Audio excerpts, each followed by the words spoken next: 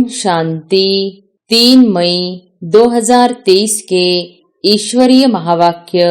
पहले एक नजर मुरली के मुख्य पॉइंट पर। बाबा ने कहा, यह है ज्ञान के छींटे जो आत्मा के ऊपर डाले जाते हैं।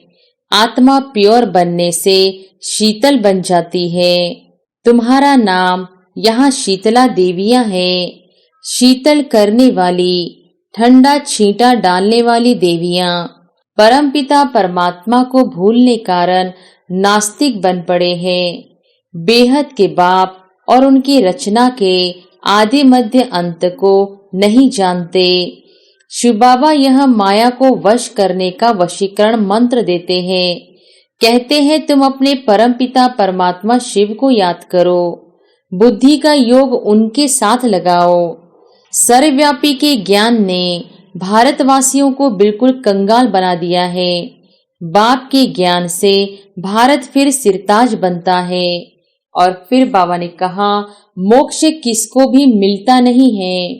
भगवान कहते हैं, मुझे भी मोक्ष नहीं मिलता, मुझे भी सर्विस पर आना पड़ता है, भक्तों को राजी करना पड़ता है। इस भारत को मालामाल बनाने, गवाया हुआ राज्य फिर से देने, साल्वेंट बनाने मुझे भी पतित शरीर में, पतित दुनिया में आना पड़ता है।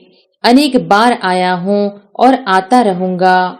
एक ही शिव जयंती मनानी चाहिए और सबकी जयंतियां मनाना वर्थ नॉट ए पेनी है।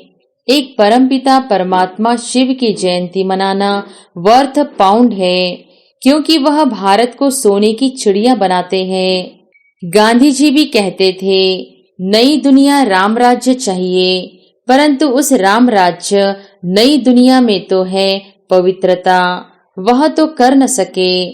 पति सृष्टि को पावन बनाना, यह तो बाप का ही काम है। और फिर लास्ट में बाबा ने कहा, मनुष्य समझते हैं पतित पावनी गंगा है, फिर भी एक से राजी थोड़े ही होते हैं। सब जगह भटकते रहते हैं, सिद्ध करते हैं बरोबर हम पतित हैं।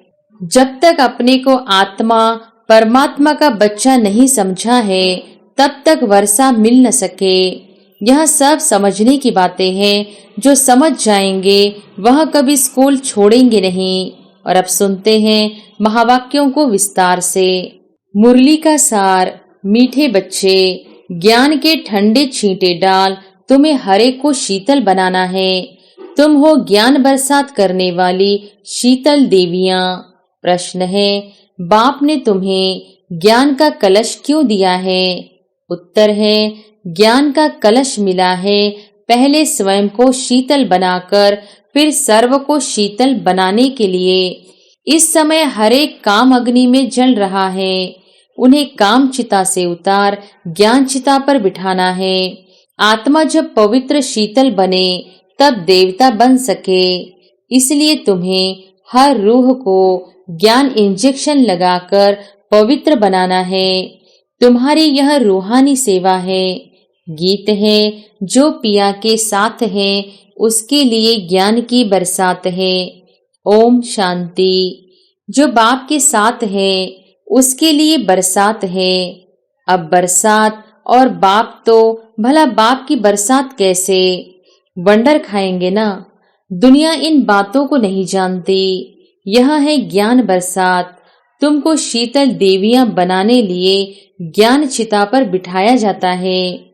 शीतल अक्षर के अगेंस्ट है तपत, गरम। तुम्हारा नाम ही है शीतल देवी। एक तो नहीं होगी ना, जरूर बहुत होंगी जिन्हों से भारत शीतल बनता है। इस समय सभी काम चिता पर जल रहे हैं। तुम्हारा नाम यहाँ शीतला देवियां हैं। शीतल करने वाली, ठंडा छींटा डालने वाली देवियां। छींटा डालने जाते हैं ना, यह है ज्ञान के छींटे जो आत्मा के ऊपर डाले जाते हैं। आत्मा प्योर बनने से शीतल बन जाती है। इस समय सारी दुनिया काम चिता पर काली हो पड़ी है। अब कलश मिलता है तुम बच्चों को। कलश से तुम खुद भी शीतल बनते हो और औरों को भी बनाते हो। यह भी शीतल बनी है ना। दोनों इकट्ठे बैठे हैं ना। घर बार छोड़ने की बात नहीं, लेकिन गौशाला बनी होगी तो जरूर कोई ने घर बार छोड़ा होगा। किस लिए? ज्ञान चिता पर बैठ शीतल बनने के लिए। जब तुम यहाँ शीतल बनेंगे तभी तुम देवता बन सकेंगे। बाबा ने समझाया भी है, जब तक तुम्हारे द्वारा कोई आस्तिक नहीं बना है तो गोया नास्तिक ही है। आस्तिक दुनिया वाले आपस में कभी लड़ते झगड़ते नहीं, नास्तिक दुनिया वाले लड़ते झगड़ते हैं। नास्तिक किसको कहा जाता है? जो मुझ अपने पारलौकिक परम प्रिय परमपिता परमात्मा को नहीं जानते हैं। सारी दुनिया में घर घर में रोला है, क्योंकि परमपिता परमात्मा को भूलने कारण नास्तिक बन पड़े हैं। बेहद के बाप और उनकी रचना के आदि मध्य अंत को नहीं जानते। बेहद का बाप समझाते हैं, तुम नास्तिक क्यों बने हो? बेहद का बाप जिसको गॉड फादर कहते हो, ऐसे फादर को क्यों भूले हो? फादर का तो एक्यूपेशन जानना चाहिए। वह है बीज रूप, सत चित्त आनंद, ज्ञान का सागर, शांति का सागर। सब शिफ्तें विशेषताएं उनमें हैं। उनकी शिफ्तें अलग हैं। उनको ही कहा जाता है, तुम मात पिता हम बालक तेरे, तुम्हारी कृपा से सुख घनेरे। तो जरूर वह माँ बाप होगा ना। जब तक अलग को नहीं जाना है तब तक सीधा हो नहीं सकते। यह तो जानते हो कि सतयुग में भारत में गॉड गॉडेज का राज्य था। लक्ष्मी नारायण को गॉड गॉडेज कहते थे। जो देवी देवता धर्म वाले होंगे वह समझेंगे कि बरोबर लक्ष्मी नारायण इस भारत के पहले पहले मालिक थे। 5000 वर्ष की बात है। देखो, बाप टीचर जब समझाते हैं तो चारों तरफ देखते हैं कि बच्चे अच्छी तरह सुनते धारण करते हैं या बुद्धि योग और कहाँ भटकता है। जैसे भक्ति मार्ग में भला श्री कृष्ण की मूर्ति के आगे बैठे होंगे, परंतु बुद्धि धंधे आदि तरफ धक्का खाती रहेगी। एकाग्र चित्त उस चित्र में भी नहीं रहेंगे। यहाँ भी पूरी पहचान नहीं है तो फिर धारणा भी नहीं होती है। शिव बाबा यह माया को वश करने का वशीकरण मंत्र देते हैं। कहते हैं, तुम अपने परम पिता परमात्मा शिव को याद करो, बुद्धि का योग उनके साथ लगाओ। अभी तुम्हारा बुद्धि योग पुराने घर की तरफ नहीं जाना चाहिए। बुद्धि योग बाप के साथ लटका रहना चाहिए, क्योंकि तुम सबको मेरे पास आना है। मैं पंडा बन आया हूँ तुमको ले चलने लिए। यह शिव शक्ति पांडव सेना है। तुम हो शिव से शक्ति लेने वाले। वह है सर्वशक्तिमान। तो लोग समझते हैं परमात्मा तो मरे हुए को जिंदा कर सकते हैं, परंतु बाप कहते हैं, लाडले बच्चे, इस ड्रामा में हर एक को अनादि पार्ट मिला हुआ है। मैं भी क्रिएटर, डायरेक्टर, प्रिंसिपल, एक्टर हूँ। ड्रामा के पार्ट को हम कुछ भी नहीं कर सकते। मनुष्य समझते हैं पत्ता पत्ता परमात्मा के हुक्म से चलता है। क्या परमात्मा बैठ पत्ते पत्ते को हुक्म करेंगे? परमात्मा खुद कहते हैं, मैं भी ड्रामा के बंधन में बांधा हुआ हूँ। ऐसे नहीं कि मेरे हुक्म से पत्ते हिलेंगे। सर्वव्यापी के ज्ञान ने भारतवासियों को बिल्कुल कंगाल बना दिया है। बाप के ज्ञान से भारत फिर सिरताज बनता है। तुम बच्चे जानते हो, दिलवाड़ा मंदिर भी ठीक बना हुआ है। आदि देव दिलवाला है। सारे सृष्टि की दिल लेने वाला, भक्तों की दिल लेने वाला एक भगवान कहेंगे ना। यह उन्हों के ही यादगार है। ऊपर में है देवताओं के चित्र और नीचे राजों की तपस्या कर रहे हैं। 108 बच्चे आसन लगाकर बैठे हैं शिव बाबा की याद में। उन्होंने ही भारत को स्वर्ग बनाया है। गांधी जी भी कहते थे, नई दुनिया राम राज्य चाहिए, परंतु उस राम राज्य नई दुनिया में तो है पवित्रता, वह तो कर न सके। पतित सृष्टि को पावन बनाना यह तो बाप का ही काम है, कोई मनुष्य यह कार्य कर न सके। इनके लिए भी कहते हैं, बहुत जन्मों के अंतिम जन्म के भी अंत में मैं प्रवेश करता हूँ, तो यह पतित ठहराना। जो पावन थे वही पतित बने हैं, फिर पावन बनते हैं। आपे ही पूज्य, आपे ही पुजारी। जो पुजारी भक्त बने हैं, भगवान भक्तों को ही मिलते हैं। बाकी वह जो मुक्ति के लिए पुरुषार्थ करते हैं कि पाड़ बजाने से मुक्त हो जाए, परंतु मोक्ष किसको भी मिलता नहीं है। भगवान कहते हैं, मुझे भी मोक्ष नहीं मिलता, मुझे भी सर्विस पर आना पड़ता है, भक्तों को राजी करना पड़ता है। इस भारत को मालामाल बनाने, गंवाया हुआ स्वराज्य फिर से देने, साल्वेंट बनाने मुझे भी पतित शरीर में, पतित दुनिया में आना पड़ता है। अनेक बार आया हूँ और आता रहूंगा। भारत को गुलगुल बनाऊंगा। यह है ही आसुरी दुनिया, उनको दैवी बनाता हूँ। जो जो मुझे पहचानेंगे वही वर्षा लेंगे। शिव बाबा कलब कलब भारत को वर्षा देने आते हैं। उनकी जयंती आजकल मनाते नहीं, कैलेंडर से हॉलिडे भी निकाल दी है। वास्तव में तो एक ही शिव की जयंती मनानी चाहिए और सबकी जयंतियां मनाना बर्थ नॉट ए पेनी है। एक परमपिता परमात्मा शिव की जयंती मनाना वर्थ पाउंड है, क्योंकि वह भारत को सोने की चिड़िया बनाते हैं। महिमा उस एक की है। मनुष्य समझते हैं पतित पावनी गंगा है, फिर भी एक से राजी थोड़े ही होते हैं। सब जगह भटकते रहते हैं, सिद्ध करते हैं बरोबर हम पतित हैं। ज्ञान का सागर तो एक ही परमात्मा है, जिससे तुम ज्ञान गंगाएं निकली हो। तुम्हारे ही नाम है सरस्वती, गंगा, जमुना। गंगा नदी पर भी मंदिर बना हुआ है। वास्तव में ज्ञान गंगाएं तुम हो। तुम देवता नहीं हो, तुम ब्राह्मण हो। गंगा के नाम पर देवता का चित्र भी रख दिया है, उन्हों को पता नहीं है।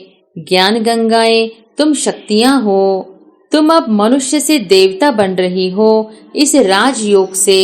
सच्चा योग यह है, बाकी तो सब अल्पकाल हेल्थ के लिए अनेक प्रकार के योग सिखलाते हैं। यह एक ही बाबा के साथ योग लगाने से हम एवर हेल्दी बनते हैं। अब बाप बैठ भारत को हेवन बनाते हैं। जब तक अपने को आत्मा परमात्मा का बच्चा नहीं समझा है, तब तक वर्षा मिल न सके। और सब है ब्रदर्स। भारतवासी फिर कह देते हम सब फादर्स हैं, ईश्वर के रूप हैं, शिवो हम ततत्वम। अब फादर जो सब दुखी हैं, उनको सुख का वर्षा मिले कहाँ से? कितना घोर अंधकार है। यही है रात, ज्ञान है दिन। यह सब बातें समझने की हैं।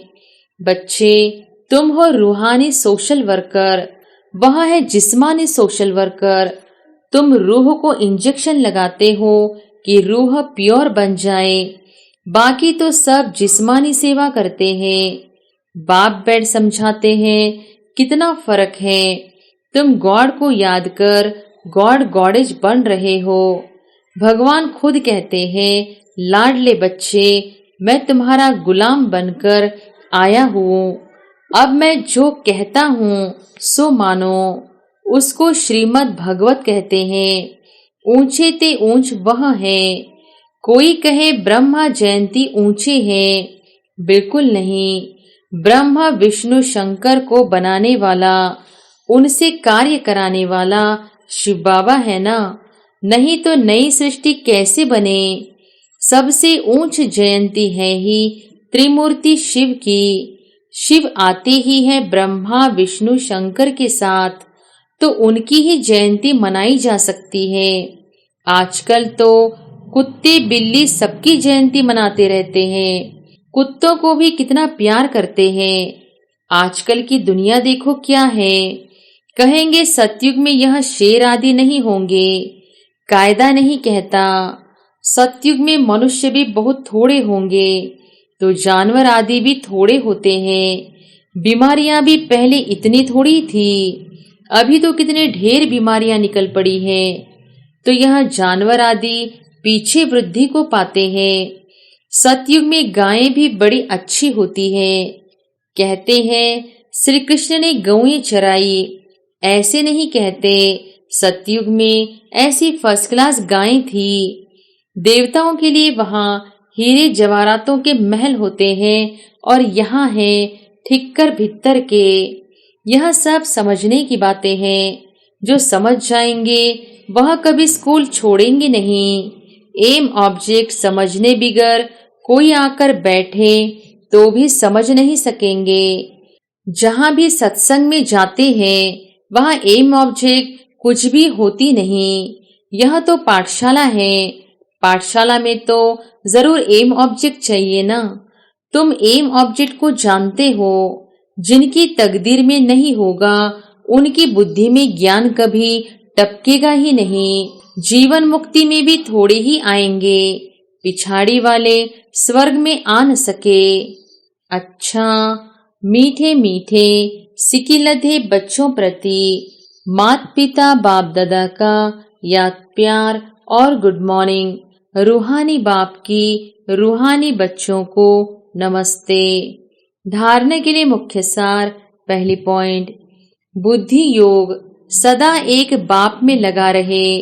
पुराने घर पुरानी दुनिया में बुद्धि न जाए, ऐसी एकाग्र चित्त अवस्था बनानी है।